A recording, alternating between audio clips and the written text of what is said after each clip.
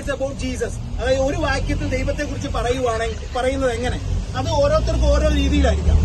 അതൊന്നും നിങ്ങളുടെ ഇടയിലേക്ക് ഞാൻ ചോദിക്കാം. ഒരു വാക്കിൽ ദൈവത്തെ കുറിച്ച് പറയണം, എന്ത് പറയും?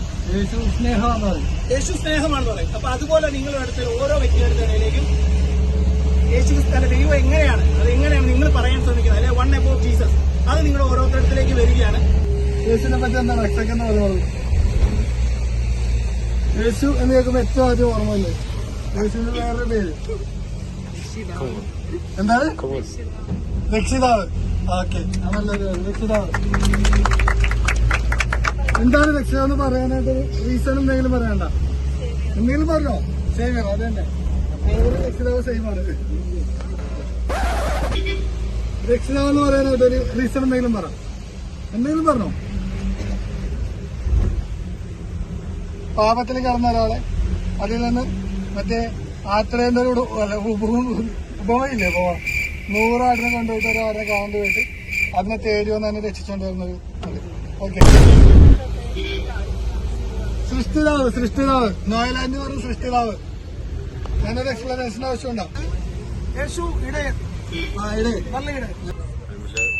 എന്താണ് സമാധാനപ്രിയൻ? പറയാൻ പറ്റുമോ? സമാധാന പ്രഭു. യേശു സങ്കേതവും ബലവുമാണ്. യേശു സങ്കേതവും ബലമാണ്. എന്താ? കർത്താവ്. ഓക്കെ, കർത്താവ്.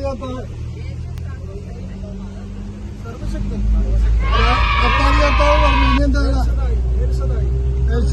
പാസ്റ്ററിന് ലാസ്റ്റ് അവസരമുള്ളൂ. ശരിയായിട്ട് പറഞ്ഞാണ് യേശുദായി. ജോയിലെന്താണ്? വചനം. അത് നല്ലൊരു പേരല്ലേ? കറക്റ്റല്ലേ? വചനം. നിനക്ക് എവിടെ കിട്ടിയ വചനം?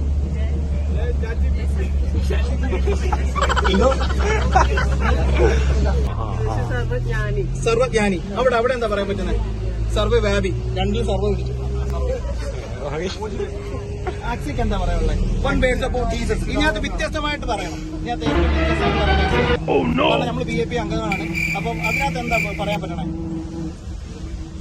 എന്തായിരിക്കും വൺ വേർഡ്? ഒരു വേർഡ് പറയാം, ഒറ്റ വേർഡ്. പിതാവാം ദൈവമാണ്, അതാണ് യഹോവ ഈരെ.